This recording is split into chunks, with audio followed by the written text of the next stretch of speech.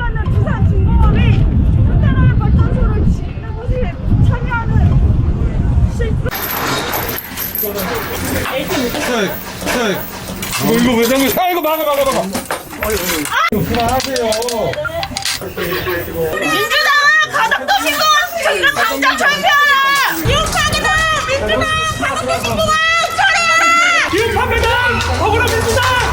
저출생 문제라고 합니다. 탄소 중립 지키지 않으면 이 위험한 지구에서 한국에서 대한민국에서 어떻게 저희 자녀를 키울 수 있겠습니까? 저 자신도 미래에 제가 늙었을 때 어떻게 숨 쉴 수 있을지 모르겠습니다.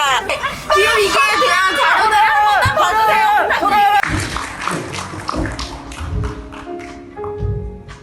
한국장관님 안녕하세요.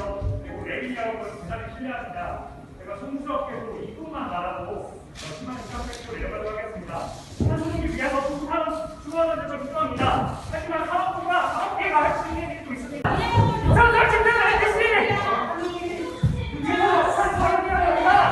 하지만 그렇게 하시는데 이전에가 왜 왔습니다. 함께 눈을 감고 말고 네, 안녕하세요. 반갑습니다. 첫 번째로 제가 그 청년기후 긴급행동에서 여기 사회 보셨던 은빈님이랑 같이 했던 두산 타겟 액션에 대해서 말씀을 드리겠습니다. 조금 전에 영상 보셨겠지만 이날 날이 되게 추웠어요. 바람이 엄청 많이 불어가지고 은빈님이 이거 액션 하신 다음에 아까 영상 보셨는지 모르겠지만 이제 머리가 계속 감겨가지고 이거 끝나고 나서 바로 머리를 짧게 자르셨다는 그런 일이 있었고요. 요거 같은 경우는 여기 있는 것처럼 두산에서 베트남의 붕앙이라는 지역의 붕앙2, 붕앙 2호기죠. 한국의 최후의 석탄 발전소가 될지 모르는 붕앙2를 두산중공업에서 짓는 거를 비판하기 위해서 이렇게 두산의 녹색 분칠, 그린워싱하는 기업이다. 이래가지고 저희가 너희들의 그린워싱을 우리가 드러내주겠다. 워싱 해가지고 그래서 이렇게 친환경 수성 스프레이를 뿌린 사진입니다. 그래서 저희가 이렇게 이슈는 한국정열 이사회에서 결국에 붕앙2 석탄화력 발전소를 수출을 결정을 했고 뭐 그 전부터 팔로우업 하고 있었죠. 그 전부터 따라가고 있다가 붕앙팀이라는 걸 긴급행동 내에 꾸려가지고 이렇게 진행을 했었습니다. 그래서 왜 처음에 할 수 있게 됐냐 뭐 이런 배경 같은 걸 설명을 드리면 세 가지인 것 같아요. 이렇게 직접 행동을 하게 된 게 첫 번째로 이건 좀 아니지, 이건 에바다 이런 게 있었고, 두 번째는 되게 시급한 당면 과제가 있었습니다. 앞으로 2, 3개월 안에 착공이라 그러죠. 석탄발전소가 실제로 공사에 들어간다라는 게 좀 있었기 때문에 당시 2월에 착공 예정. 근데 조금 빨리 시작했더라고요. 1월쯤에 시작한 것 같은데 어쨌든 2월이라는 어떤 타임라인이 마감 시한이 있었기 때문에 엄청 열심히 이렇게 할 수 있었던 것 같고요. 열정적인 추진과 협력 때문에 할 수 있었다고 한 거는 이런 타임라인이 있는 상황에서 팀장이나 이렇게 열정적으로 끌어주는 분이 계셨고, 또 이제 팀원분들도 같이 이런 마음을 모아서 진행을 했었고, 또 이걸 조사를 하다 보니까 처음부터 저희가 모든 걸 다 알고 시작한 게 아니고 까다 보니까 막 감자 줄기 막 고구마 막 나오는 것처럼 계속 막 문제거리들이 나오면서 야 이건 아니지가 더 강화된 거예요. 그래서 이제 저희가 저런 직접 행동까지 좀 법적인 문제나 벌금 같은 것도 감수하면서 할 수 있었던 것 같아요. 그래서 이건 아니지를 간단하게 공유를 드리면 다 이제 건강질환, 생태계 파괴, 뭐 기후위기 이런 것들이 다 있었고, 그래서 예전에 붕앙은 아니지만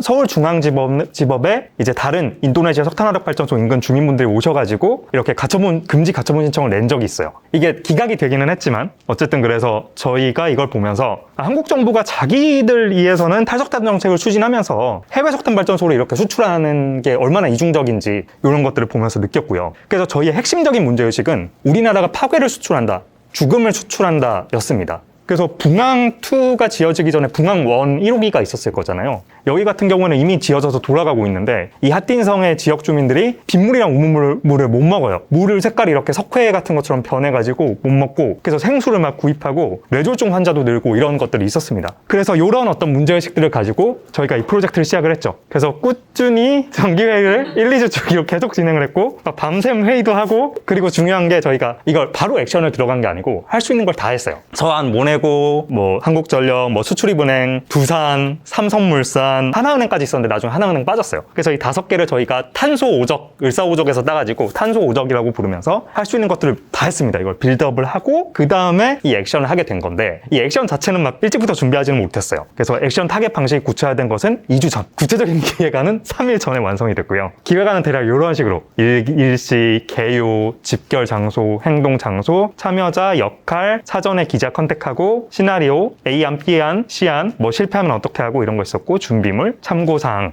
뭐 최종 답사도 미리 물론 갔죠. 그래서 대충 이제 사람이 여기 얼마나 있고 뭐 어떤 식으로 하면 되겠다 이런 것들을 이제 구체화하는 시간을 가졌고요. 근데 이걸 좀 공유드리고 싶어요. 3일 전에 이제 기획안이 완성이 됐고, 이틀 전에 중요한 멤버 중에 한 분의 엄청 가까운 지인분께서 피드백을 주셨는데, 이게 우리가 이걸 이대로 진행해도 될까? 이런 어떤 내적 갈등을 이제 그분한테 일으킨 거죠. 그래서 우리가 공유를 이틀 전에 밤에 받았어요. 한 11시쯤에 텔레그램방에 올라와서, 아, 이런 액션이 예전에 운동하던 방식이랑 똑같은 거 아닌가? 진짜 효과적일까? 성공할 경우에는 이 다음의 플랜은 어떻게 돼 있지? 그런 게 마련이 돼 있니? 그리고 실패할 경우에는 모금의 어려움, 우리가 막 잡혀가거나 아니면 뭐 돈 모금에 이제 휘말려 있으면 맥이 끊길 수 있다. 이 운동의 공백을 메울 이들이 있는지, 대기업과의 소송이 소모전으로 흐르진 않을지, 대중한테 이런 이 스프레이 뿌리는 액션이 메시지가 잘 전달될지, 환경오염, 청소하는 노동자들, 이런 것들에 대해서 피드백을 주셔서 긴급회의를 바로 소집을 했습니다. 그래서 새벽 4시에 미션 이틀 전에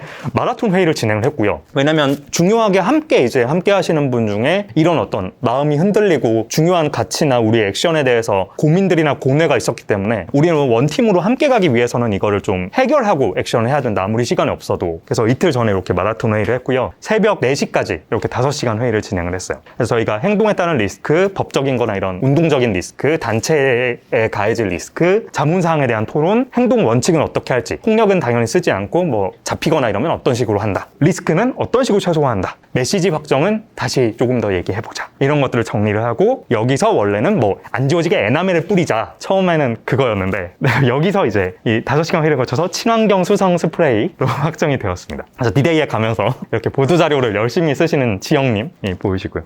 그래서 직업행동 당일에는 이렇게 심플하게 영상은 보셨으니까요. 당일 경과는 이랬습니다.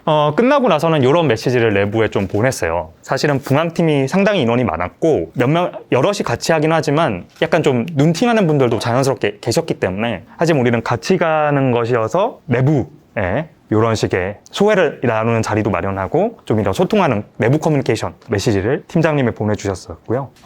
본격적으로 전략 노트입니다. 전략 노트 목적은 좀 전에 말씀드린 것처럼 붕앙투 수출 철회, 나아가서 다른 석탄 화력발전소도 수출하는 거 중단해라. 그리고 녹색 분칠 그린워싱을 고발하고 생태학살, 에코사이드도 우리가 고발하는 거. 그래서 목표는 탄소 사적, 원래 정부를 때릴까 기업을 때릴까 하다가, 정부는 세종시 안에 높은 가보시면 알겠지만 세종시는 되게 장벽처럼 성처럼 이제 둘러싸여 있어서 들어가기가 힘든 것도 있었고, 시기적으로 마침 두산이 이렇게 신사옥을 분당의 정자동에 이제 삐까번쩍하게 짓는다. 그러면 이거 여기 가서 뭐 해줘야지, 저지를 해줘야지, 이런 시기적 특성이나 접근 가능성 등을 따져서, 그래서 상대적으로 삼성물산이 좀 저희가 공격이 좀 약한 게 있었어요. 어쨌든 그래서 이런 다양한 면면들을 고려해서 두산으로 낙점을 했고, 그래서 이걸 통해서 정부와 국회를 압박하고자 했습니다. 그리고 배경은 아까 말씀드린 것처럼 2월에 착공이 공사 시작이 예정돼 있었기 때문에 할 수 있는 일들을 다양하게 해가면서 빌드업을 했고요. 기대 효과 및 예상 결과는 붕앙투 문제가 다 알려지고 담론을 형성하고 정부 정책이나 법안 통과 등 실질적인 문제 해결에 기여하는 것이었습니다. 잘한 점은 미리부터 철저하게 고민하고 붕앙팀 거의 1년 이렇게 갔으니까요. 다 같이 함께 가기 위해서 아까 말씀드렸던 이틀 전까지 이렇게 애쓴 거. 아쉬운 점은 돌발 상황에 대한 준비. 예를 들면 저희가 이게 점심시간이라고 시큐리티 가드들이 있었는데 다 빠졌어요. 그래서 저희가 엄청 쉽게 올라갔고, 아까 영상 보시면 뒤에 사람 아무도 없잖아요. 엄청 쉽게 올라가니까 재질을 엄청 늦게 한 거예요. 그래서 저희가 발언하면서 막 그러는 게 보여요. 약간 막히는 게 보이고 이런 돌발 상황을 최대한 시나리오를 세울 때 고려해서 세우면 좋다. 그리고 행동 후에 우리가 목표를 세우면서 아까 보신 것처럼 청소노동자들한테 책임이 전가되지 않기 위해서, 그리고 책 잡히지 않기 위해서 잘 지우자. 근데 저희가 클리너 리무버를 안 챙겨갔더라고요. 그래서 물도 이제 현장에서 부탁해가지고 이제 사오고 이런 거를 좀 깔끔하게 시뮬레이션을 해가면 좋다. 흥미로웠던 거는 이런 식으로 악플들이 엄청 많이 달려서, 악플은 궁금하신 분들은 보내드릴게요. 생략할게요. 악플에 대해서 저희가 이렇게 스프레이가 친환경인지 묻는 분들, 뭐 중국 책임, 뭐 어쩌고저쩌고 뭐 이런 거 하시는 분들, 경제발전 염려하시는 분들, 이런 분들한테 이런 저희가 종합적인 메시지를 냈고요. 그래서 요거는 이제 또 청소노동자분들한테 전가되는 거에 대한 저희의 내부 논의와 이야기. 그리고 이 액션 자체가 말을 거는 거라고 생각했어요. 그래서 저희의 행동들이 이렇게 이게 확정된 다음에 이런 메시지가 나왔어요. 이런 논리들은 우리가 어떻게 설득할 수 있을까? 그리고 왜 저렇게까지 해야 하는 질문들에 대해서는 저희가 이렇게 어그로 끄는 액션을 하면서 균열을 좀 낸 거죠. 그래서 하던 대로 하면 안 바뀌니까 라고 우리는 답변을 했고, 저희는 이런 문제 제기를 했고 지금도 하고 있는 겁니다. 뭐냐면 이렇게 뭐 기업의 사유재산을 침해한다든지 오히려 환경적이지 않은 수성 스프레이를 왜 뿌리냐, 이런 질문에 대해서 저희는 이렇게 얘기를 하는 거죠. 왜 그러면 법적으로나 이런 제도적인 문제가 없이 두산중공업은 이렇게 지구도 파괴하고 생태계도 파괴하고 지역 주민들의 삶과 건강도 파괴하는 이런 석탄발전소를 아무런 문제 없이 짓냐? 왜 법적으로나 아무도 여기에는 문제제기 않고 왜 두산한테는 니네 왜 이렇게까지 석탄발전소 지어? 라고 아무도 안 물어보잖아요. 진짜 아무도 놀라울 정도 안 물어보는데 저희가 스프레이 뿌렸다고 왜 니네는 저렇게까지 해? 라는 시선들에 대해서 저희는 이제 답을 계속 해왔고 하고 있는 거죠. 그래서 이런 얘기, 왜 급진적이고 자극적이냐, 자극적인 거 하냐 라고 경찰들이 얘기했는데 저희가 하는 말은 왜 이렇게까지 석탄발전을 지어? 이거에 대해서 물어봐, 좀 얘네들한테 물어봐, 얘네들이 답해야 돼, 이런 것입니다. 이것만 말씀드리고 마칠게요. 저는 피고는 법정에 선다는 게 이렇게 화재 경보를 울리고 법망을 넘나드는 거기도 하지만, 이게 제가 뭐냐면 이 안에 소가 있어요. 이게 제가 처음에 비지를 간 건데, 저희가 석탄발전소를 붕황을 막지 못하더라도 그래도 이렇게 비질 뜻이 이제 계속 지켜보는 거잖아요. 감시하고. 그래서 이 석탄발전소를 우리가 끝까지 목소리를 내고 감시했다라는 거를 외치고 또 계속해서 해나가는 감시자로의 역할을 저희가 했으면 좋겠습니다. 감사합니다. 아마 좀 앞에랑 준비나 진행 부분은 사실 주제만 다르지 좀 비슷할 것 같아요. 그래서 그 액션 당일에 전원 체포된 것부터 그 이후 일정들을 쭉 적었는데, 사실 이 일정표 안에서 굵은 글씨로 표시된 이 첫 번째 기자회견, 그 다음에 1차 공판, 2차 공판, 그리고 3차가 지금 날짜는 예정이 돼 있는데, 이 세 가지를 빼고는 다 그냥 활동가들이 물밑 작업, 그러니까 보이지 않는 일들이거든요. 근데 이거 여기 지금 작성된 거 이외에도 변호사 선임 모금될 때 웹자보 작성하고, 기자회견이나 공판 있을 때마다 홍보 웹자보, 그 다음에 하고 나서 당일 사진을 포함해가지고 어떤 일이 있었다 이런 식으로 해서 올리는 그런 홍보 작업, 그리고 뭐 기자를 부를 때 기자 조직은 어떻게 할 거냐, 어디서 뭐 연락을 어떻게 해서 기자를 어떻게 낼 거냐, 이런 막상 진행을 해보니까 보이지 않는 일이 너무 많은 거예요. 직접 행동하고 잘 끌려가기만 하면 될 줄 알았는데, 그래서 이제 이런 것들이 준비되지 않은 채로 시작을 해서 조금 더 어려웠던 부분들이 좀 있었던 것 같고요. 어떻게 행동을 하게 됐는지를 말씀을 드리면, 이 민주당사 직접 행동했던 멤버들은 사실 기후위기 비상행동이라는 연대체 집행위원들이었어요. 근데 이제 그 연대체에서 이렇게 온건하게 하면 안 될 것 같은데 이렇게 이야기를 계속 하다가 내부에서 이제 좀 더 강력하게 하자라고 했는데, 이제 단체 성향이라는 게 있다 보니 이제 조금 이해관계가 맞지 않아서 결국은 이제 하나의 단체로 따로 떨어져 나오게 된 거고요. 그래서 이제 첫 번째 행동은 실패를 했습니다. 왜 실패를 했냐 면 보안이 유지가 되지 않았어요. 근데 아마도 이제 저희가 추측하기로는 기자분들을 컨택하는 상황에서 정보가 유출이 된 것 같다. 그래서 저희가 좀 정보 관리에 미숙한 부분이 좀 있었어서, 그래서 왜 실패를 했냐면 저희가 12시에 사슬을 들고 가서 정문을 봉쇄를 하기로 했는데 12시 30분부터 경찰들이 막 증식을 하더니 50분, 45분 정도 되니까 한전 전체 출입문을 안에서 다 잠궈버렸어요. 직원들이 안에서 다 셀프 감금을 하고, 정문 앞에는 2줄 이렇게 경찰 방패 든 경찰분들이 이렇게 서서 막아서서 이제 그 앞에서 그냥 너네 우리가 막으려고 그랬는데 셀프로 했네 하면서 그냥 조금 했긴 했지만, 사실은 좀 힘 빠지는 첫 행동이었고요. 그리고 이제 저희가 지금 재판을 하고 있는 민주당사 행동은 6명이 전원 현장에서 연행이 되었습니다. 근데 사실 이 두 가지 다 큰 시기적인 맥락은 문재인 정부가 계속해서 그린 뉴딜 발표를 2020년 7월 14일에 했고, 그리고 2021년 2월 26일에는 가덕도 신공항 특별법 발의해서 통과시켜버리고, 그래서 이때 2020년도에 이제 위성정당 사건이 있었죠. 그래서 그때 두 양당이 위성정당이라는 명분을 만들어가지고 민주당이 이때 180석 가져갔었거든요. 그러니까 무슨 안건이든 할 수 있으면 할 수 있는 정당이었는데, 뭐 환경의제 팔고 시민사회 의제 팔아서 뭐 양효원형, 이소영 이런 분들 앞세워가지고 위성정당 만들어서 해놓고 가덕도 신공항 특별법 통과시킨 게 너무나 분노해서, 이거는 아까 청현님이 말씀한 것처럼 이거 진짜 가만히 있으면 안 되는 거, 이거는 진짜 뭔가 이건 아니지, 그렇게 저희도 생각을 했던 것 같아요. 그래서 이제 그 이건 아니지가 당사 봉쇄, 중앙당사 봉쇄 행동으로 이어진 것입니다. 저는 사실 잘한 점은 잘 생각이 안 나고 아쉬운 점이 좀 생각이 나는데 기록 활동가가 너무나 부족해요. 이게 이후에 저희가 피포지 직접 행동도 했고 탄중이 직접 행동도 했는데 알면서도 이 직접 행동의 기록자는 보통 옐로우 라인에서 레드 라인 사이를 왔다 갔다, 그러니까 법적인 책임 소지가 있고 경찰 조사를 갈 확률이 굉장히 높고 프레스를 그거를 하고 있으면 뭐 거기다가 따로 연락을 해서 뭐 명함을 달라고 요구하기도 하고 뭐 그런 것들이 좀 있어서 촬영을 구하기가 좀 어렵고, 그래서 사실 이게 지금 한겨레 지면 보도가 된 건데 되게 마음에 안 들거든요. 마치 무슨 되게 약해 그러니까 이런 이미지를 차라리 여기를 좀 해줬으면 됐을 텐데 아마 이거를 보여주고 싶었나 봐요. 문을 봉쇄했던 걸. 근데 조금 마음에 들지 않고, 그리고 뭐 예를 들면 아까 영상에서도 뭐 출산 발언을 그때 이제 제가 했는데 그거 진짜 너무 싫은데,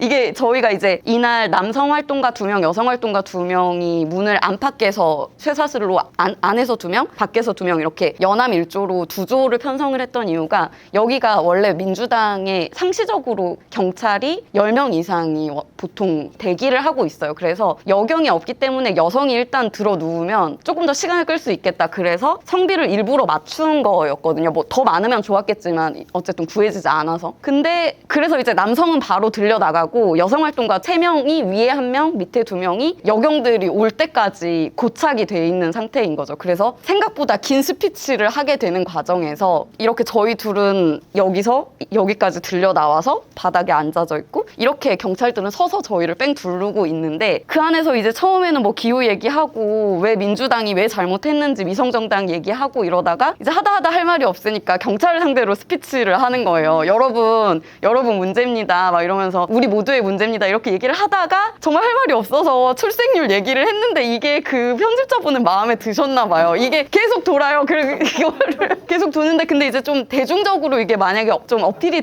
되는 거면 뭐 제 개인적으로는 좀 마음에 들지 않지만 어쨌든 제가 한 말이니 어쩔 수 없, 제가 책임을 져야겠죠. 네, 뭐 그런 좀 아쉬운 점들이 있습니다. 그래서 이 뒤에도 이제 또 나오는데 그 멸종반란이 원래 연행될 때 이거 피스 표시를 하거든요. 평화. 웃으면서 항상 이렇게 웃으면서 피스 이렇게 하는데 다 이렇게 항상 왜 신문에 나오는 사람들은 뭔가 억울해하나 이렇게 생각을 했는데 실제로는 너무 겨를이 없더라고요. 실제로 이제 우리 갈 땐 다 이렇게 하는 거야. 멋있고 당당하게 오케이 막 이랬는데, 이게 너무 이제 현장의 아비규환이기도 하고 실제로 이 되게 많은 적들 사이에서 사슬도 중간에 계속 막 당겨져서 저도 인대가 늘어나가지고 병원도 가고 그랬었는데, 이렇게 대치 상황이 있으면서 감정이 막 올라오고 고양이 되다 보면 평소보다 말도 되게 생각이 잘 안 나고, 그러니까 조금 더 되게 이렇게 고양된 상태로 뭔가를 하게 돼서 준비를 해도 좀 현장에서 이렇게 잘 되게 어려운 디테일들이 있더라고요. 그래서 그 다음번에 뭐 노들섬에서 대로에 뛰어들고 이럴 때도 있었는데 그때도 사실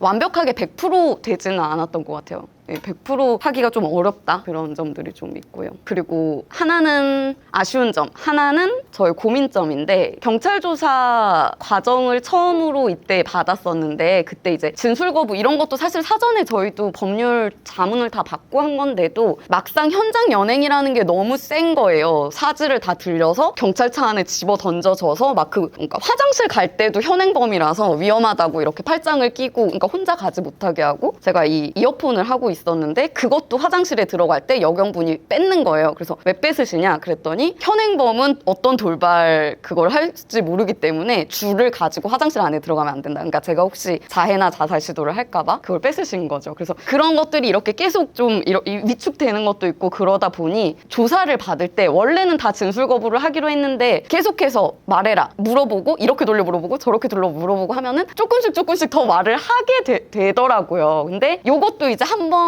경험을 하고 두 번째 경찰 조사를 할 때는 그때도 6명 정도가 받았었는데 6명 전원 다 동기랑 신상 이외에는 다 진술 거부, 묵비를 했습니다. 그래서 이런 것도 좀 조사를 미리 받은 사람들이랑 이야기를, 변호사 자문도 중요하지만 실제로 활동가들이 거기서 어떤 위협을 느끼고 그럴 때 어떻게 대처하면 좋은지를 서로 이야기를 하는 자리가 되게 필요하고요. 그래서 이제 고민점은 저희가 이제 3-4번 정도 직접 행동을 하게 됐는데, 이 직접 행동에 모두 참여한 활동가와 그렇지 않은 활동가, 이제 막 직접 행동 집중행동을 하고 싶어서 새로 단체에 들어오셨는데 이제 아직 경험하지 않은 활동가 간에 정보 격차가 생기게 되는데 보안 문제 때문에 저희가 이걸 문서화하기가 좀 어려운 거죠. 그래서 그러면 이 정보 격차를 어떻게 해야 되나, 왜냐면 정보가 권력이 될 수가 있어서. 그래서 좀 다른 단체에서는 어떻게 하고 계신지 그런 것도 좀 고민이고, 그리고 제가 듣기로는 이제 시작하고자 생각하시는 분들이 많다고 들어서 좀 이런 거를 좀 지혜롭게 그 했던 사람과 이제 막 시작한 사람 간에 그런 권력 차이를 없애려면 어떻게 시작했으면 좋겠나, 이걸 오히려 좀 더 이제 시작하시는 분들 입장에서 좀 이야기를 들으면 좋을 것 같다, 이런 생각들이 좀 들었습니다. 그리고 마지막으로 기록이 이제 항상 아쉽다고 이야기를 하는데 아마 그거는 제가 그 현장에서 느끼는 감정이 너무나 올라오기 때문일 것 같아요. 그래서 이거는 지금 그 탄중이 해체 요구하면서 뛰어들었던 활동가가 손을 이렇게 꼭 잡고 있는 모습인데, 보통은 경찰들이 고착을 시키거든요. 보이지 않는 대로 일단 들어서 치우고, 근데도 거슬린다 그러면 현장 연행, 근데 거슬리지 않고 이슈가 되면 우리한테 더 손해일 것 같다 그러면 행사 끝날 때까지 고착시킨 상태로 방치. 이게 이제 보통 그 경찰들이 하는 일인데, 그러면 이제 뭐 길게는 30분이 넘게도 고착이 될 때가 있는데, 그게 사실은 그렇게 유쾌한 경험만은 아니거든요. 이렇게 위압적인 경찰들 사이에서 나랑 활동가 2명은 정말 몸만 가지고 있고, 다른 활동가들은 뭐 방패며 무전으로 뭐 알 수 없는 숫자 얘기하고 막 이렇게 이야기를 하는 그런 상황들이 되게 좀 생경한데, 그때 사실은 무슨 말을 할 수는 없어요. 뭐 우리가 뭐 그냥 간단하게 뭐 지금 괜찮으세요? 뭐 아까 뭐 당겨서 뭐 경찰이 밀친데 아프지는 않아요. 이 정도 이야기를 할 수는 있지만 거기서 우리가 막 길게 이야기를 나누지는 않는데, 근데 그냥 이렇게 손을 잡고 있고 같이 몸으로 의지한다는 게 되게 좀 마음이 크게 동하게 되는 것 같아요. 그래서 더 많은 분들이 경험을 더 많은 분들과 함께 이렇게 길거리에 누워있으면 좋겠다라는 생각을 하게 되는 것 같고요. 그리고 그러니까 사실은 저는 이런 얘기 하거든요. 직접 행동하는 사람들 막 되게 과격하고 이상한 애들 아니야 막 이런 시선이 있는데, 정말 가장 사랑이 넘치는 사람들, 그러니까 이 지구에 대한 생태학살을 가만히 볼 수 없어서 진짜 제일 여리고 사랑이 넘치는 사람들이 나와서 가진 게 몸 권력, 그러니까 몸밖에 없으니까 몸으로라도 막는 거거든요. 근데 그런 경험을 집에서만 하다가 나와서 했을 때 그 느끼는 마음이 또 있는 것 같아요. 그러니까 이게 진짜 나 혼자 하는 게 아니고 내가 뭔가 하고 있다라는 느낌이 좀 있어서, 물론 이제 그 이후에 또 전략적인 부분들 다 같이 고민을 해봐야겠지만 활동가 자신에게도 되게 좀 큰 영향을 주는 것 같습니다. 이 정도로. 네.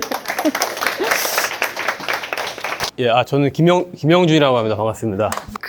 작년 10월 6일이었고요. 그때 개표에 보시는 것처럼 이제 녹색당 기후정의위원회에 5명이 준비해서 실행했었던 액션이고, 여기서 한 지하철로 2정거장 거리에 인터컨티넨탈 서울 파르나스 호텔이라고 하는 곳에서 포스코가 주최하는 수소 환원제철 포럼의 행사장에 저희가 난입을 해가지고 아까 영상에서 마지막에 보셨던 이제 그러한 장면들이 연출됐었던 액션입니다. 그래서 뭐 심플한 액션이었었고요. 보시는 것처럼 이제 이 당시가 한국의 정부가 이제 유엔에 그 NDC라고 하죠. 국가 온실가스 감축 목표 2030년까지 이 안을 제출을 해야 되는 시기가 임박한 시기였었어요. 한 10월 말에 제출할 걸로 보고 있었고, 그 다음에 11월 달에는 이제 COP라고 하죠. 기후변화 협약을 맺은 국가들이 이제 총회를 1년에 한 번씩 하는데 이제 26차 총회가 예정이 되어 있었기 때문에 그 전에 제출을 해야 되는 거죠. 그런데 저희가 이제 당시에 봤었던 여러 가지 상황으로서는 국제사회가 정한 기준도 못 지킬 것 같다. 우리 목표가 이러한 상황이었었기 때문에 이런 것들을 사실은 제대로 역할을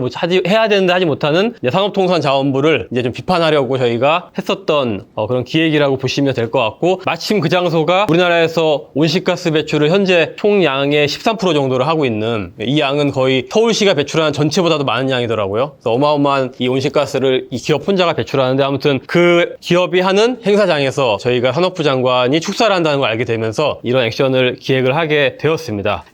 그래서 어쨌든 타겟은 산자부가 중심이지만 이 장소가 굉장히 상징적인 곳이었기 때문에 이제 포스코도 같이 저희가 이제 비판을 하는 두 개의 메시지를 준비하게 됐고, 결과적으로 어쨌든 좀 2개의 타겟이 되었다라고 할 수 있을 것 같아요. 그리고 당시에 이제 녹색성장 탄소중립위원회가 만들어지고, 저희도 그 안에 이제 알고 계신 분들을 통해서 산자부가 굉장히 좀 국제사회 정도의 목표를 하는 것도 방해 내지는 굉장히 좀 소극적인 태도를 보인다는 정보들을 이제 많이 듣게 됐는데, 물론 외부적으로 공식적인 공식적으로 그런 얘기가 나오지는 않았었죠. 그래서 그런 것들을 우리가 좀 비판하기 위해서 기획을 하게 됐고요. 뭐 컨셉은 산자부 장관 따라잡기 이런 컨셉이에요. 예, 그래서 아마 여러분들 그 정부 홈페이지 가보시면은 다 장관 일정이 나와 있어요. 차관 일정도 같이 나와 있는데 거기 일정 보고 있다가 이날은 우리가 그 좀 마주칠 수 있겠는데 싶은 걸로 잡았던 게 바로 이제 이날 행사였었어요. 다른 때는 뭐 정부 청사에서 하는 회의는 저희가 들어갈 수가 없기 때문에 그래서 그렇게 일정을 잡았는데 사실 개인적으로 제가 이렇게 좀 해보자고 제안을 했었던 이유는 그 이전에 여러분 혹시 옥바라지 투쟁을 들어보셨는지 모르겠지만 그때 이제 옥바라지라는 곳이 개발돼가지고 철거되고 있는 상황에서 이런 이제 주거의 문제들을 알리기 위해서 박원순 시장을 만나려고 그때도 서울시 홈페이지에 들어가서 그 박원순 시장의 일정들을 찾아가지고 저희가 만난 적이 있었거든요. 그래서 그렇게 한번 해보았으면 좋겠다라고 하는 컨셉으로 이렇게 이제 하게 되었었고 그래서 행사장 진입이 가능하면 장관 소개할 때 우리가 그 마이크를 점거해서 그때 우리의 메시지를 전하자라고 하는 게 이제 가장 큰 우리의 액션이었었고 이제 아까 그 청현님이 바로 그 액션을 진행해 주셨고 청현님은 사실은 지금 3가지 기후행동에 지금 다 연루가 돼 있어서 지금 재판을 많이 받으셔야 되는 삼관왕 하고 계신 훌륭하신 분입니다. 그리고 이제 만약에 행사장 진입을 못하게 되면은 저희가 피켓팅하고 구호를 행사장 앞에서 하고 있다가 어쨌든 장관 끝나고 나올 테니까 그때 이제 따라가면서 말 걸기 하고 피켓팅을 하면서 이제 우리의 메시지를 전하고 이것들을 좀 이렇게 그림으로 남기려고 생각을 했었습니다. 녹색당 기후정의위원회 차원에서 결의를 했었고 이후에 이제 당대표단에게도 이런 걸 할 것이다 라고 하는 것들을 이제 공유를 드렸었는데 저희 기후정의위원회가 숫자에 비해서는 사실 실제로 활동하는 분들은 좀 운영위원도 중심이다 보니까 아마도 이제 충분하게 이런 공감대 형성됐다고 보기는 어려웠을 것 같다고 생각을 하고 있습니다. 그리고 성찰 노트에서 잘한 점은 어쨌든 이 상황에서 유엔의 감축 목표를 잘 제출해야 되는데 이런 거에 대해서 산자부에 문제 제기하는 단위들이 잘 안 보였었다고 저희는 판단했었어요. 그래서 누군가는 이 얘기를 해야 된다라고 했었기 때문에 사실 크게 이슈화를 시키지 못했었던 점에서는 좀 아쉽긴 하지만 그래도 이제 이런 것들에 대응했다라고 하는 점에서는 이제 그나마 긍정적인 평가를 좀 해볼 수 있을 것 같고 특히 그 장소가 이제 국내 1위의 온실가스 배출 기업 포스코가 했었던 행사장이었는데 이게 뭐가 문제냐면은 장소에 약간 애매한 점이 있어요. 왜냐하면 여러분도 아시겠지만 수소환원 제철 포럼이라는 거는 이제 어쨌든 제철 산업은 산화철에서 포크스라고 하는 탄소 덩어리 촉매제를 집어넣어가지고 순수한 철을 만드는 건데 그렇기 때문에 어마어마한 이산화탄소가 나오는 건데 이거를 포크스를 집어넣지 않고 수소를 통해서 이제 물로 만들어서 이산화탄소가 발생하지 않겠다라고 하는 그거에 대한 포럼이기 때문에 사실 언뜻 외부에서 봤을 때는 되게 좋은 행사인데 왜 이런 데 들어가서 이런 짓을 하는 거야 라고 하는 오해를 받기 십상인 거였죠. 근데 실제적으로 들여다보면 이거는 아직도 기술적으로 상용화가 되려면은 뭐 30년이 지나야 가능할까? 2050년까지 탄소 중립을 해야 되는데 30년이 지나서 가능하면 말이 안 되잖아요. 그래서 사실은 현실적으로는 그린워싱인 거죠. 겉으로는 이런 거를 하지만 실제적으로는 사실 할 수 없는 상황이기 때문에 이런 것들이 사실은 이제 애매하고 오해받을 수 있는 상황이었긴 했지만 어쨌든 당시 시기적인 좀 그런 급박함 때문에 저희가 이런 것들을 했었고 뒤에 사진을 나중에 보시면 또 나오겠지만 구체적으로 하는 포럼이었기 때문에 그래도 좀 우리의 행동들을 국제사회에도 볼 수도 있었겠다라고 하는 점들이 있었는데 아쉬운 점은 어쨌든 산자부 장관에 대한 문제 제기였지만 장소적인 어떤 특성 때문에 산자부에 대한 문제 제기가 사실 점점점 좀 잘 드러나지 않았고 포스코에 대한 좀 문제 제기만이 조금 많이 남게 된 부분들이 있었어요. 또 하나는 액션 이후에 벌어질 사법적 결과에 대해서 사전에 저희가 사실 준비를 거의 많이 못해가지고 조금 약간 살짝 당황한 부분들도 있었던 것들이 놓쳤던 부분이라고 생각이 들었고 또 이제 기획이 대략은 다 있었지만 되게 디테일하지는 못했던 것 같아요. 사전 답사도 갔었고 장소도 확인했고 또 뭐 동선도 확인하긴 했지만 이제 그 사이사이에 조금 하고 나니까 저희가 이런 부분까지 우리가 좀 놓쳤던 것 같다라고 하는 점들이 좀 아쉬웠었고 특히나 아까도 차량님이 기록 활동가에 대한 아쉬움을 얘기하셨는데 저희가 5명이었는데 한 분이 사진을 찍기로 하고 제가 영상을 담당했는데 한 분 사진 찍기로 한 분이 못 들어오게 되면서 사진을 전혀 못 남긴 거예요. 그래서 여기서 남긴 사진이란 영상을 그냥 캡처한 걸 저희가 이제 사람들한테 공유할 수밖에 없었던 상황이어서 이런 것들이 저희도 좀 굉장히 아쉬웠었던 지점이었었고 또 사전에 사실은 언론과 이런 것들을 충분한 소통을 통해서 어떻게 이것들 기사화하고 이 메시지를 외화할 것인가에 대한 고민들을 좀 많이 못했던 것 같아요. 그런 부분들이 좀 준비가 안 되고 실행이 된 게 좀 아쉬웠었다라고 하는 점이고 뭐 통찰이나 흥미로운 점은 뭐 잘은 모르겠지만 그래도 어쨌든 되게 단순해 보이는 액션이라도 아까 차량님 보여주셨던 것처럼 굉장히 많은 사실은 준비와 그런 과정들이 필요한데 그런 부분들이 더 많이 준비가 되어야겠다는 생각을 좀 하게 되었습니다. 저 운동 계기는 18년도에 IPCC 1.5도 특별보고서라는 게 나왔었고 저도 그때 그게 지구의 상태가 매우 심각하다는 것들을 이제 이때 정도에 깨닫게 됐고 더 근본적으로는 제가 녹색당에서 당직을 맡고 있었는데 사실은 그렇지 않았으면 제가 아마 기후위기의 심각성들을 알게 되기가 좀 어렵지 않았었나 싶어요. 근데 계속 그런 것들을 접할 수 있는 제가 장소와 위치에 있었기 때문에 좀 관심을 갖게 되고 그때부터 이 활동들을 계속 하게 됐었고 하고 이제 기후정의위원회에 저희 참여도 했었었고 또 한 측면에서는 저한테 이제 6살, 3살의 어린 그 자녀들이 있어요. 예, 그래서 제가 이 친구들을 보면서 저는 뭐 풍족하고 행복하게 살 것까지 기대하지 않고 기후위기를 알게 되면서는 그냥 인간적으로 존엄을 지키고 살았으면 좋겠다. 그러니까 먹고 사는 것 때문에 사람이 정말 완전히 이상해지고 뭐 어떻게 보면 진짜 내가 먹고 사는 일 때문에 생존을 위해서 살아야 되고 이렇지는 않았으면 좋겠다라고 하는 정도의 좀 제가 소망을 갖게 됐고 그러기 위해서는 내가 뭐라도 해야 되겠다라고 하는 어떤 좀 책임감이 들어서 이제 또 이 운동에 내가 나의 또 나머지 삶을 좀 내가 투신해 봐야겠다라고 하는 그런 마음을 갖게 됐고 저는 또 지금 현재 기후위기 기독인 연대라는 곳에서 최근에 이제 만들어졌는데 거기서 활동을 하고 있어요. 그래서 이제 개신교인인데 그래서 저희의 신앙은 어떻게 보면 이제 근본적으로는 기독교 신앙이라는 게 저희 좀 근본적인 밑바탕에 좀 깔려 있다고 할 수 있을 것 같고 제가 알고 있는 이 성서라고 하는 것에 말하고 하는 이 신이 말하는 이 하나님 나라라고 하는 것은 이제 공평과 정의의 어떤 축으로 이루어져야 되는데 이제 이 공평과 정의가 사실 지금 사회에 깨지고 있고 기후운동에서는 기후정의라고 말하고 있는데 이게 잘 지켜지지 않고 있어서 이런 부분들이 좀 제 신앙과 맞닿아 있다라고 하는 생각이 들었었고 이제 성서에서도 고아와 과부를 돌보라는 얘기를 많이 하는데 이제 저는 그거를 공평과 정의를 실현하라고 하는 걸로 이해를 하고 있었거든요. 그리고 또 하나는 이제 성서에서 유일하게 사회적인 시스템으로 언급되는 게 희년이라고 하는 제도인데 50년마다 이제 토지를 그 여러 사람들에게 골고루 나눠줬는데 신이 그 토지를 50년마다 다시 리셋을 해야 돼요. 이 얘기는 어떤 불평등이 이 한 세대를 넘어가지 말라고 하는 어떤 성서의 신이 이제 꿈꾸는 어떤 사회의 시스템이라고 이제 저는 이해를 하고 있는데 이런 부분들이 바로 저는 이제 이 기후 정의와 맞닿아 있다라고 생각을 했기 때문에 이런 부분들이 있었었고 또 성서에서도 잘 언급되진 않지만은 땅을 뭐 7년째는 이제 휴경해라라고 하는 거라든지 신의 어떤 복과 저주를 얘기할 때 자연 만물들이 같이 등장하는 부분들이 성서에서도 생태적인 부분들을 계속 언급하고 있다라고 저는 생각을 했었었고 우리가 구원받는다는 얘기도 하는데 그것도 주체가 인간뿐만이 아니라 온 만물이라고 표현이 되어 있기 때문에 그런 부분들이 저희 어떤 밑바탕이 되지 않았을까 싶습니다. 그 뒤에 넘겨주시면 될 것 같고요. 예, 그래서 제가 나누고 싶었던 고민은 이런 거예요. 어쨌든 당장 현실적으로 300만 원씩 저희가 4명이 각각 300만 원 벌금 맞았는데 이거 어떻게 마련해야 되지? 모금이 잘 될까? 이런 현실적인 걱정이 일단 있는 건 사실이고 저는 이제 이런 기동성이 있는 비폭력 지적 행동들이 많아져야 된다고 생각을 하는데 그러려면은 이게 효과가 있으려면 저는 이게 끊이지 않고 계속 이어져야 된다고 생각을 해요. 그래서 영국의 멸종 반란이 여러 이유가 있겠지만 이제 상대적으로 이렇게 좀 잘 하고 있고 뭔가 성공적으로 하고 있다고 생각되는 부분들은 이런 부분이라고 생각하거든요. 여기저기서 정말 이런 행동들이 끊이지 않고 계속 이어지고 있는데 저희는 여러분 보시는 것처럼 사실은 되게 알만한 사람들이 딱 끝이에요. 이분들이 안 하면은 사실은 좀 다른 데서는 누군가 하지 않는 걸로 저는 보이거든요. 그런데 다 지금 재판을 받고 있고 벌금을 받게 될 예정이기 때문에 이런 행동을 계속 할 수가 없어요. 이거 감수하면서 그렇기 때문에 훨씬 더 많은 인력풀이 있어야 되는데 그런 측면에서는 어렵다. 효과를 발휘하기가. 그때그때 단일 이슈로는 눈에 띌 수 있지만 이게 계속 이어져야지 사회에 어떤 균열을 일으킬 수 있는데 이게 그냥 어떤 한순간의 일탈, 기행 이런 식으로 소비가 될 수도 있기 때문에 그래서 제가 알고 있는 캠페인이라는 거는 어떤 전략과 전술을 가진 일련의 행동으로 알고 있는데 일련의 행동이 아니라 지금은 약간 단회적인 행동 이렇기 때문에 사실 이게 효과를 발휘하기 어려운 부분이 있어서 저는 이런 것들이 좀 앞으로 훨씬 더 많은 사람들이 훨씬 더 많은 행동들을 해야 된다라고 생각이 들어서 이런 부분들을 앞으로 어떻게 해야 될까라고 고민이 들고 뭐 당장 사람이 많아지지 수 없다면은 약간 옐로우 라인과 레드 라인을 넘나드는 그러니까 이게 법적으로 걸릴 수도 있을 것 같지만 안 걸릴 수도 있는 애매한 이런 것들을 좀 많이 기획을 해서라도 우리가 이런 것들을 좀 해봐야 되지 않을까라고 하는 생각이 들었고 현재 여기 걸려있는 단위가 멸종반란, 멸종저항서울, 청년기후긴급행동, 녹색당 기후정의위원회가 이렇게 있는 걸로 알고 있는데 이 단위들이 이제 오늘도 사실은 이제 어떻게 보면 세네 단위에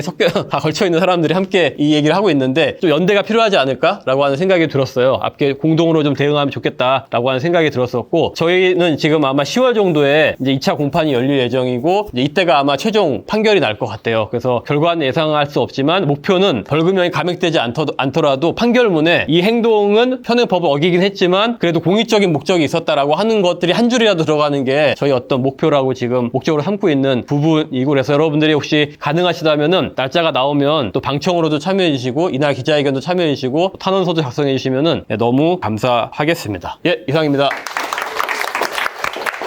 네, 아까 기록 활동가 중요하다는 얘기를 해주셨어요. 거의 한 두어 번 다 하셨던 것 같은데 랑님께서 실제로 이 운동하실 때 포지션도 기록 활동이긴 하신 거죠? 일단은 행사 내용마다 다른데 보통은 이제 대통령 참여 행사면은 경호실에서 들어오기 때문에 일반 경찰보다 조금 더 수위가 올라간다고 생각하시면 될 것 같고요. 보통 일반 경찰들은 상명하복이 있기 때문에 그렇게 막 거칠게 하지는 않는 것 같아요. 근데 대통령 행사 같은 경우는 경호실은 좀 직속기관 같은 경우여서 좀 더 거칠게 뭐 질질 땅에서 끈다거나 뭐 이렇게 몰래 때린다거나 사법경찰들이 뭐 그런 일들이 좀 있어서 일단 조금 체력적으로 그러니까 몸에 좀 뭔가를 밀쳐지거나 뭐 넘어지거나 질질 끌려가거나 뭐 이런 일들을 좀 당할 수 있다? 그 정도 있을 것 같고요. 중요한 이유는 그 순간이 아니면은 이제 촬영을 하기가 어려운데 그 직접 행동을 하는 장소 자체가 좀 일반인들이 접근하기 뭐 예를 들면 민주 당사 바로 앞 그러니까 경찰들이 이미 포위되기 전에 들어가야 돼서 활동가들이랑 같이 들어가야 되기 때문에 다른 액션에 비해서 기록 활동가가 더 밀착되어 있어야 되고 더 중요한 것 같아요. 재가공하기가 어려우니까 현장 사진이 없으면. 이게 직접 행동 현장에서 액터를 하는 사람만큼 그걸 기록하고 하나만 더 말씀드리면 그런데 그 촬영 같은 경우는 법적 책임은 대부분 피해갈 수 있는데요. 뭐 자기 소속이 기자라던가 아니면은 뭐 이렇게 요청을 받고 촬영 지원을 왔다 이런 식으로 조금 우회할 수 있는 방법이 있어서 현장에서 뭔가 이렇게 폭력을 당할 수는 있지만 법적인 책임에서는 아직까지는 네, 조금 벗어나 있는 것 같아요. 다음으로는 청현님께 질문을 드릴게요. 이제 부산 등록 얘기하실 때 직접 행동 이전에 이제 그 맥락 쌓기 전략을 쓰셨다는 걸 이제 어필을 해주셨는데 사전 빌드업인 거죠. 근데 그런 것들이 직접 행동할 때 이런 것들이 필수적이어야 한다. 아니 좀 권장된다고 생각하시는지 궁금합니다. 필수적이지는 않지만 약간 후속 대응을 했을 때 이런 효과가 있는 것 같아요. 야, 니네 왜 이렇게 과격한 혹은 법을 벗어나는 행동을 했어? 라고 질문이 우리한테 들어왔을 때 우리 할 수 있는 이런 거 합리적인 거 다 했어 라는 이미지나 어떤 노력, 합리성을 설득하기 위한 장치인 것 같아요. 그래서 필수적이진 않은데 사전이나 사후에 이런 장치들을 두면 좀 더 좋을 수 있다. 시민들을 설득하는데. 약간 마음 돌봄 이런 얘기들도 이제 마음 감정들은 어떻게 해소하셨냐 이제 그런 것들 좀 있었는데 지금 영준님께서 이런 직접 행동 이후나 그 과정에서 팀원들이나 이렇게 챙기는 마음 돌봄이나 감정들에 대한 이야기를 해주시면 좋을 것 같습니다. 저는 그냥 제가 이런 것 때문에 막 감정적으로 무너지고 이런 스타일은 아닌 것 같긴 해요. 그런 것 같긴 한데 감정적으로 좀 어렵게 느껴졌던 거는 이거 되게 액션 이후에 오래 있다가 수사 이후에 되게 오래 있다가 이제 판결이 이렇게 나왔었던 거거든요. 처음에 약식 명령으로 나왔던 건데 그러니까 이제 너무 이제 시간이 길게 떨어져 있다 보니까 뭔가 이제 이미 내가 옛날에 했던 일 같은데 뭔가 지금 하는 거 이런 느낌? 그런 상황에서 사실 저희가 이것 때문에 뭔가 당시 이슈화 시키는 것들을 성공하지 못했었고 이런 상황에서 그렇다고 지금 우리 단위가 되게 또 막 열심히 지금 뭔가 활동을 하고 있는 것도 못하는 상황에서 이렇게 되니까 이게 이제 한편으로는 우리를 하나로 묶어줄 수 있는 계기도 될 수 있지만 한편으로는 그때 좀 계획을 잘해가지고 좀 잘했으면 좋았을 텐데 그래서 사실 실제로도 막 우리 이거 평가해보자 이런 얘기가 그때 나왔었거든요. 이 약식 명령 받고 나서 뭐 솔직한 말씀으로 제가 약간 좀 그런 얘기는 이미 이제 우리가 이거에 대해서 좀 했었던 활동들이 성공적이지 못했던 거에 대한 이제 그러한 아쉬움들이 오히려 이런 재판 이제 이렇게 이제 약식 명령에 벌금 낸 상황이 벌어지면서 이제 그게 오히려 좀 저희들 간에 약간 좀 이렇게 하나로 묶어주는 게 아니라 오히려 서로 간에 좀 그런 좀 갈등이 생길 수 있는 요소가 되는 것 같아서 그런 점들이 그래서 이제 저는 그래서 이게 그런 게 필요한 것 같아요. 사전에 이게 성공할 수도 있고 실패할 수도 있는데 이제 그 성공과 실패 여부에 대한 것도 뭐 우리가 한번 어떤 건지를 한번 얘기를 해보고 그랬을 때 우리는 이걸 어떻게 그냥 같이 받아들일 것인가에 대해서도 좀 예를 들면 뭐 누가 한 명이 이제 초안을 짤 수 있잖아요. 기획에 대해서 네가 초안을 좀 잘 짰어야지 이런 식으로 가는 게 아니고 어쨌든 이제 같이 논의하는 과정에서 이제 우리께 되는 건데 그러니까 그런 부분들에 대한 얘기를 좀 사전에 해서 우리가 어떤 결과로 나오더라도 이것 때문에 우리가 서로를 탓하지 말고 그냥 같이 받아들이고 같이 해결하자 이런 게 좀 있었으면 그래도 그런 얘기들은 추후에 안 나왔을 것 같은데 좀 그런 것들이 좀 필요하지 않았었나 생각이 듭니다. 이번에는 좀 플로우에서 직접 말씀을 요청드리고 싶은데 매주 이제 좀 말씀을 드리지만 이게 서울에서 좀 청년교육 연구소 활동을 하지만 이제 A2Z 할 때 서울 외 지역에 계신 분들을 초대 드리려고 교통비도 지원드리고 했는데 지한 운주님께서 기존에 계시는 생생한 고민들을 활동가분들과 소통하면 좋을 것 같아서 앉으셔서 하셔도 되고 편하게 이제 소통하실 때 우선 피고인 수첩 세 분 얘기 정말 잘 들었고요. 좀 더 덧대가지고 말씀을 드리고 싶은 부분은 가덕도 신공항 반대 운동을 계속해서 계속해서 현장에서 이어가고 있고, 그리고 2월 7일 특별법 입법 전이랑 대선 전에 직접 행동을 이제 이어서 온 현장 활동가로서 앞으로의 공판 내용에서 어떤 내용들이 공유될지 같이 빌드업을 하면은 더 근거들이 더 만들어질 수 있을까 하는 생각이 들어서 같이 얘기를 나중에 멸종 정원분들이랑 하면 좋겠다는 생각이 들어요. 저는 사실 현장에 있을수록 좀 입이 무거워지게 돼요. 이게 제가 말하는 것들이 정말 어떤 의미로 와닿는지에 대한 생각들이 많아져가지고, 이게 무엇이 맞는 건지 활동을 1년 반 정도 지속을 해도 지금 내면에서 풀리지 않는 논쟁 지점들이 있어서 이거 조금 공유를 드리고 싶은데요. 우리는 우선 자연의 속도를 정확히 알지를 못하잖아요. 지속 가능성이라고 얘기하는데 사실 이게 어째 보면은 변하는 것은 당연한 거 아니냐라는 어떤 질문의 맥락에서 개발과 자연보존 그 어둠의 사이에서 이제 다들 어느 정도의 정도를 가질 것이냐를 얘기를 해요. 그 과정에서 나는 이 정도가 필요하기 때문에 이 정도의 자연적 지원이 있어야 행복해라고 말을 하는 사람들도 있고, 그런 상충되는 지점들이 계속해서 있는 거죠. 근데 제가 이제 현장에서 있다 보면은 가덕도의 아름다움만을 보고 보존하자고 얘기를 하기에는 지방 소멸 혹은 지역 소멸의 관점에서 부산의 선박 산업이 무너지면서 해고당한 친구를 옆에서 보기도 했고, 가덕도에서 만나봤던 어떤 국책 사업에 쓸려가는 음식점 사장님이 해녀셨는데 그분의 얘기를 듣기도 했고, 어부분들이 얘기를 듣기도 했고, 이제 그 가덕도 마을 안에서의 보상 대상자분들이 얘기를 들었다 보면은 이분들은 이제 그냥 지치신 거예요. 그래서 이제 뭐 찬반 다 떠나가지고 난 모르겠고 일단 여기 그냥 바꾸고 싶어요. 이렇게 얘기를 하시는 분들도 있고, 너무 맥락들이 다양하다 보니까 저희 어떤 신념만으로는 이게 지속 가능성을 가지고 활동하기는 진짜 어렵겠다는 생각이 정말 많이 들었어요. 그래서 지금 저는 이런 맥락들을 차라리 다 모아가지고 어떤 방향으로 나아가는 게 좋을까를 얘기하는 연구 활동가를 하는 게 낫겠다는 생각을 굳혔고요. 그래서 가덕도 신공항 건설 사업은 지금 전에도 10년의 맥락이 있었고 현재도 계속 장기적인 싸움으로 봐야 되기 때문에 2번이나 엎어졌던 국책 사업인 만큼요. 그래서 이제 기록 활동을 하는 것이 정말 중요하겠다는 생각이 들어서 이것을 서로 좀 상호 보완할 수 있는 관계가 됐으면 좋겠다는 말씀을 드리고 싶고 같이 연대했으면 좋겠습니다. 이 내용에 얹어서 박주성 님도 이제 코멘트 주셨는데, 그래서 내일도 무엇을 했고 이제 어떤 의미였는지는 잘 들었던 것 같아요. 근데 이제 사실 저희가 운동을 해가면서 이제 많이 알리고 대중들과 함께하고 뭔가 관계를 맺어갖고 이런 것도 중요한데, 결국 어떠한 실제로 저지하기 위한 이제 어떻게 개입하고 어떻게 막아낼 것인가에 대한 방법들도 좀 중요하잖아요. 그런 것들에 대해서 혹시 어떤 구상들이 있었는지, 아니면 그 당시에는 좀 이런 시급성이나 아니면 필요성에 따라서 진행되었던 부분들이 있다면 혹시 지금은 어떻게 막아낼 것인가 좀 고민을 해나가고 있는지. 그러니까 저는 이제 모든 운동은 어쨌거나 제도적과 비도제적 모든 도구들과 수단들을 이용해서 결국 우리가 원하는 것들을 성취해내는 게 중요하다고 생각해서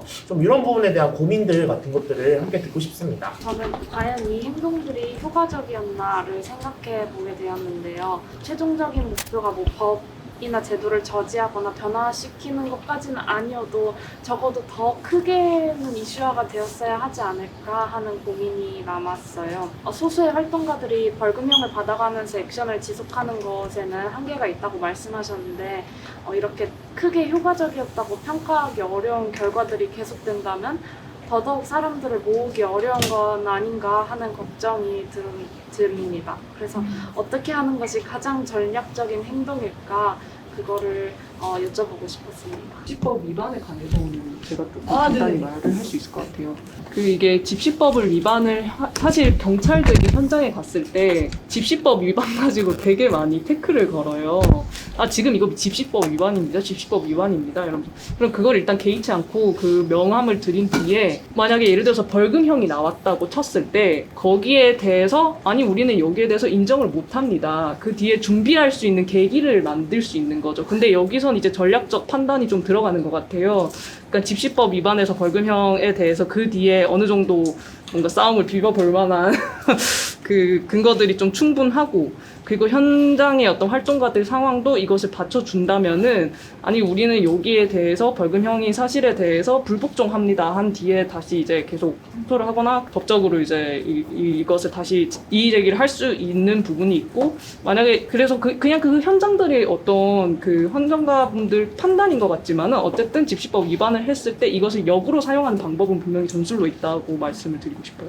덧붙여서 지금 노변에서 집시법 관련돼서 이제 이게 민주적인 의사표현을 운동을 방해한다라는 헌법 그 위헌 소송 계속 진행을 하고 있고요. 집회 신고를 하는 게 사실은 이제 주동자를 색출하느냐 안 하느냐 그 법적인 좀 실법적인 그런 문제가 있는데 이게 이제 우리 모두가 자발적으로 나와서 한 것이다라고 해도 경찰에서는 계속 주동자를 이야기하라고 합니다. 그래서 한 명에게 죄를 씌우면은 일이 깔끔하게 끝나니까 그렇게 빨리 끝내고 싶은 거죠. 그래서 뭐 그런 안에서 그러면 우리는 빨리 끝내고 그냥 한 명이 이 사람이 주동자는 아니지만 가장 먼저 이 직접 행동을 하자고 제안했던 건 이 사람, 최초 제안자는 이 사람이다 정도로 타협을 할 거냐, 아니면 보완 수사를 계속 하면서도 끝까지 아니다, 우리는 모두가 공동 주체자다라고 해서 50명이면 50명 전원이 집시법 위반 벌금을 받을 거냐, 뭐 이런 이제 벌금 납부에 대한 문제랑 또 이제 그게 이슈를 어떻게 이슈화할 것인지, 어떤 법까지도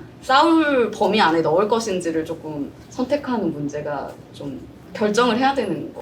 지금 저희가 9월 24일에 그 기후정의 행진 되게 크게 준비하고 있거든요. 그래서 기후단체뿐만 아니라 인권단체, 뭐 노동단체, 여성단체 되게 많은 단체들이 들어와 150개, 지금 150개 단체가 연대되어 있고 더 많이 연대를 받고 있는데, 대중적인 운동을 할 거냐 아니면은 기후운동이 한 발 더 나가야 된다고 외치는 전략을 쓸 거냐는 선택의 문제인 것 같아요. 그리고 어떤 단체가 선택했을 때 더 효과적인 것은 있는 것 같아요. 예를 들면 기후위기 비상행동 같은 전국의 여러 의제들이 모여있는 연대체 같은 경우에는 되게 뾰족한 급진적인 제안을 하기가 좀 어려워요. 그 대신 이렇게 대규모 행사, 길거리에서 막 사람들 그냥 걸어다니면서 통행 방해하고 막 이런 식으로 이제 전략을 짜는 게 그 단체가 할 수 있는 가장 전략적인 일인 거고, 뭐 멸종반란이라던가 아니면 청년기후 긴급행동처럼 이제 뭐 녹색당 기후정의위원회처럼 이렇게 조금 아직은 이제 규모는 크지 않지만 급진적이고 이렇게 팀빌딩이 잘 돼 있는 소수에게 조금 더 전략적인 거는 이렇게 규모가 커진 단체들에서 내기 어려운 더 날카로운 메시지를 어떤 식으로 뾰족하게 해가지고 딱 찢어내느냐. 그래서 뒤에서 그냥 야 너네 빨리 안 가 이러면서 이렇게 좀 찔러줄 단체들도 분명히 필요하거든요. 그래서 그러니까 이게 누가 잘했다 못했다 뭐가 더 전략적이다 비전략적이다 라기보다는 제가 요즘에 드는 생각은 본인 단체가 가진 역량이 있고 소스가 있고 인프라가 있고 그런 것들이 다 있는데 그것들을 어떻게 활용했을 때 가장 전략적인지가 선택이 되는 거는 좀 있는 것 같아요. 물론 다 잘하면 너무 좋겠지만 현실적인 한계는 조금 있는 것 같아서 저도 그 점이 좀 아쉬운 것 같습니다. 조금 제가 구현하면은 말씀 다 하셨는데 사실 조효재 교수님이 이제 이런 거를 뭐 압정 이론인가 이렇게 얘기하시더라고요. 소수는 꼭 아닐 수 있는데 뾰족한 압정의 그 뾰족한 부분의 이런 운동들은 정말 뾰족하게 그렇게 만들고, 하지만 그것들이 힘을 받으려면은 대중의 어떤 평평한 이 대중의 이제 힘으로 이거 눌러야 된다 이렇게 말씀을 하시는데, 그런 부분들이 지금 저는 만들어져 가고 있는 과정인 것 같아요. 왜냐하면 최근에서야 이제 기후정의 동맹이라고 하는 이제 연대체가 만들어지면서 이전의 운동들이 너무 제도적이고 관료화됐었다라고 하는 성찰의 목소리가 나오고 있고, 여기 더 이상 이제 이런 방식으로 시민사회단체가 정부와 관계를 맺고 하는 방식은 안 된다라고 하는 그런 문제제기가 생기면서 조금 더 이제 뾰족한 부분들을 다듬어 가고 있는 거라고 생각이 들고, 이러한 이제 비폭력 직접 행동들도 그렇다고 생각 들고, 또 한편으로는 이제 이 평평한 부분을 어떻게 할까에 대한 저는 개인적으로 고민도 많이 가지고 있는데, 그런 부분들은 좀 아직은 이렇다하게 크게 움직임이 잘 제가 봤을 때 보이지는 않는 것 같아요. 그래서 이런 부분들이 함께 가야 되는 부분이라고 생각이 들고, 이런 부분들을 같이 고민해서 아까 말씀하신 것처럼 선택의 문제인데, 개인적으로는 나는 이런 거 잘할 수 있을 것 같아 하시는 분들은 뭐 내가 평평한 쪽으로 할지 뾰족한 부분을 할지 이런 것들을 선택을 하시면 될 것 같고, 그런 부분들이 좀 지금은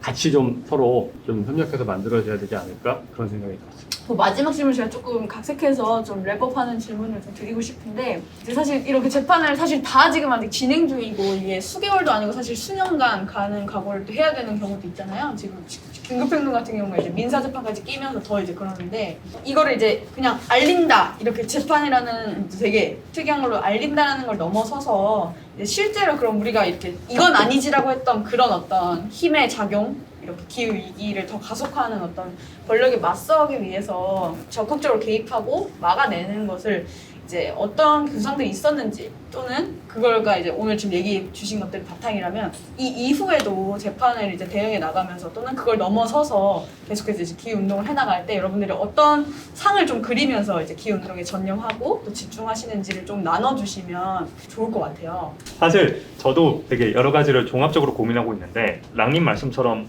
어느 포지션에서 어떤 역할을 가지고 갈지, 나의 관심사, 역량, 내가 속해 있는 어떤 포지션 이런 것들을 고려해서 좀 종합적으로 할 수밖에 없을 것 같아요. 사실 주성님이 날카롭게 말씀해 주신 것처럼 알린다가 중점이긴 했고요. 또 아까도 말씀해 주신 것처럼 이걸 실제로 더 많이 알리고 싶다, 더 효과를 발휘하고 싶다, 아니면 실제로 이걸 나중에라도 막고 싶다라고 한다면 여러 가지가 방향의 고민이 필요할 것 같아요. 어떤 식으로 시민 대중들한테 이걸 알릴지, 메시지나 캠페인으로, 캠페인은 뭐 또 다른 액션이 될 수도 있겠죠. 지금 법을 어기는 그런 넘나드는 레드라인이었다면 이번에 옐로라인 이런 걸 할 수도 있고, 아까 옐로라인 역할도 질문해 주셨는데 저는 아까 얘기한 기록활동가는 물론 레드라인의 이런 위험성은 있지만 행인처럼 이제 옆에서 돌아다니면서 어떤 그 전후나 이런 도움을 줄 수도 있거든요. 이렇게 함께 기획하고 실행에 함께 할 수 있는 레드라인, 옐로라인, 그린라인 이런 함께 뛸 사람을 함께 만들어 나가는 것도 필요하고, 아까 말씀드린 메시지나 캠페인 이런 걸 만들어 나가는 것도 필요하고, 마지막으로는 어떤 법이나 제도, 실제로 만약에 석탄발전소를 끌려면, 신공항을 끌려면 어떤 게 필요할까?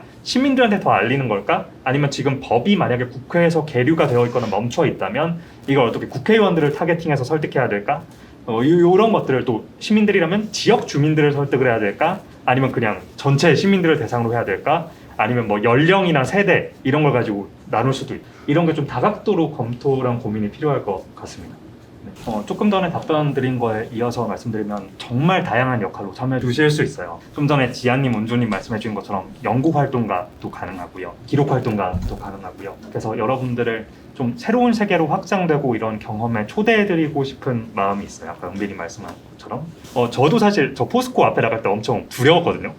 그 체면이 있지만 여기로 막 엄중하고, 심지어 대통령 VIP 문재인도 막 영상으로 막 찬조 연설을 해가지고 제가 되게 나가기가 껄끄러웠는데, 포스코에서 만들어진 엄청 멋진 영상을 틀어줬어요. 포스코에서 지구 영상이 나오면서 웅장한 막 음악이 흘러나오면서 탄소 예산 뭐 7년 이렇게 남았습니다 막 이러면서 멋있는 영상이 딱 나와가지고, 아 그래 내가 나가서 이걸 산업부랑 포스코랑 문제제기를 해야지 라고 했거든요. 그래서 한 발짝 용기를 내서, 모두가 그렇게 하는 게 아니고 각자의 역할들이나 이런 거를 하면서 함께 협력을 해나가다 보면 기후위기를 당장은 우리가 보기에 쉽지 않지만 좀 함께 막을 수 있지 않을까? 그런 새로운 세계를 만나는 그런 경험들에 직간접적으로 초대의 말씀을 드립니다. 감사합니다. 저희 재판은 장기화가 될 것 같아서 아마 나중에 또 홍보를 자리가 있을 것 같고, 9월 24일에 저희 그 글로벌 기후정의 행진 서울에서 열리거든요. 청년기후 긴급행동도 집행위, 조직위 단위라서 여기 아마 같이 참여 일정이 추후에 공유가 되시겠지만, 2019년에 첫 번째 글로벌 스트라이크 행진을 하고 3년 코로나 때문에 3년 만에 새로 행진하는데요. 저희가 이번에는 2019년에는 환경단체들이 주축으로 모였었다면 이번에는 인권단체도 되게 많이 그러니까 최대한 다양한 분들 더 많이 들어오실 수 있게, 그래서 기후 문제가 얼마나 많은 교체성을 가지고 얼마나 그 위세가 커졌는지를 보여주는 것에 좀 집중하려고 생각을 하고 있거든요. 그래서 다 같이 9월 24일에 거리에서 만나뵐 수 있었으면 좋겠습니다. 아까 제가 이제 발제 때 잠깐 말씀드린 것 같은데, 저의 경험에서는 제가 시민단체 활동할 때나 또 기후 활동할 때 어떤 액션이나 계획을 할 때 1년의 계획을 세워본 적이 한 번도 저는 없었던 것 같아요. 그러니까 늘 이슈에 그러니까 그럴 수 없는 상황이긴 해요. 중요한 이슈에 제가 대응하는 활동이었고, 이슈가 없을 때 우리의 계획을 세워서 이렇게 하자고 계획을 세워본 적이 없는데, 뭐 그런 여력이 없었던 것도 있지만 저희가 또 그렇게 또 잘 해보지 않았던 것도 있는 것 같고, 어쨌든 저는 좀 이게 좀 개선돼야 되는 것 같아요. 그러니까 이슈에 대응만 하다가는 이게 해결이 좀 저는 어려운 부분이 있는 것 같고, 1년의 계획을 세워서 그 안에 이제 이러한 행동들이 들어가면 좋을 텐데, 그냥 진짜 사실 솔직히 말하면 저희 행동도 절박한 마음에 뭐라도 해야 되겠다라고 하는 거였었거든요. 사실 이렇게 해가지고는 사실 원하는 게 뭔지도 정확하게 우리가 알 수가 없고, 이 한 번의 행동을 원하는 걸 다 얻을 수도 없거든요. 그래서 저는 앞으로 운동이 급하고 여력이 없더라도 가급적이면 계획을 세워서 1년의 행동으로 좀 나아갔으면 좋겠다, 단계적으로.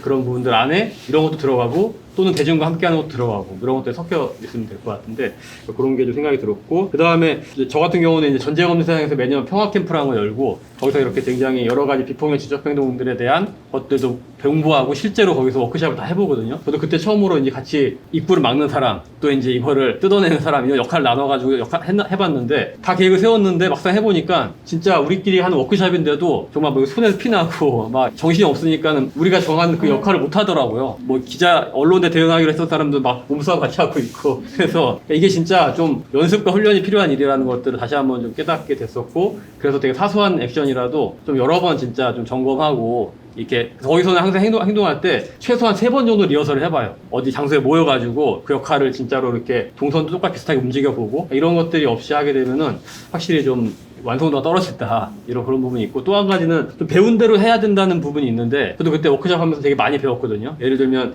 전략 세울 때 우리가 모든 문제를 다 해결할 수 없기 때문에 이 이슈 중에서 가장 약한 고리가 뭔지를 먼저 좀 분석해보고, 그러면 이게 가장 약해 보이니까 여기를 공략해서 이 전체를 쓰러뜨려보자, 뭐 이런 걸 해야 되는데, 이런 걸 할 때 항상 보면은 그런 걸 또 실제 현실에서 또 안 하게 되더라고요. 그냥 그 당시에 모인 사람들이 논의해서 합의된 대로 결정이 좀 되는 측면이 있어요. 이런 게 약간 좀 어떻게 보면은 이미 오랫동안 사회운동을 통해서 이렇게 좀 정리된 그런 어떤 나름의 그 노하우나 뭐 이렇게 툴들이나 뭐 어떤 이런 매뉴얼들이 있는데 잘 그거대로 안 한다. 그래서 저는 좀 그거대로 한번 해봐야 되지 않나? 이런 생각들을 하게 돼가지고 그런 부분들이 있었고, 한 가지 제가 이제 개인적인 얘기이긴 하지만 어쨌든 기후위기 기독인연대 활동을 하면서 느끼는 점은, 하게 된 이유도 좀 종교의 역할이 있는 것 같아요. 왜냐하면은 어떻게 보면 우리가 좀 불편해져야 되는 부분이잖아요. 기후위기를 해결하려면은. 그런데 이제 일반 사람들한테 그것들 요구하기가 쉽지가 않은 부분이 있지만 종교인들에게 그걸 요구를 할 수 있는 부분이 있어서, 그래서 혹시 또 이제 여기서 또 뭐 이렇게 개신교인들 계시다면 또 이렇게 연락을 저한테 주시면은 또 함께 이런 부분들도 같이 해보면 좋겠다 생각이 들고, 제가 개인적으로는 월간 음악을 하고 있는데요. 월간 기후송이라고 하는 프로젝트로 제가 매달 노래를 만들고 있어요. 그래서 이번 달부터는 또 이제 매달 공연도 이제 시작을 했거든요. 불난집의 음악실이라고 하는 공연을 하고 있는데, 그래서 9월 17일 날 9.24 바로 한 주 전에 또 공연이 잡혀 있어서, 혹시 문화와 예술 쪽에 우리나라에서는 이렇게 좀 이 기운동에서 약간 부족하지 않나 싶고 그런 부분들을 굉장히 잘하시는 분이 바로 랑님이시기 때문에, 랑님에게 이런 부분들을 문의하시면 굉장히 많은 조언해 줄 수 있을 것 같고, 그래서 또 여러분들 많이 오셔가지고 이런 것들을 같이, 저는 공연을 하지만 관심 있는 분들 계시다면은 함께 좀 얘기를 하면은 좀 좋지 않을까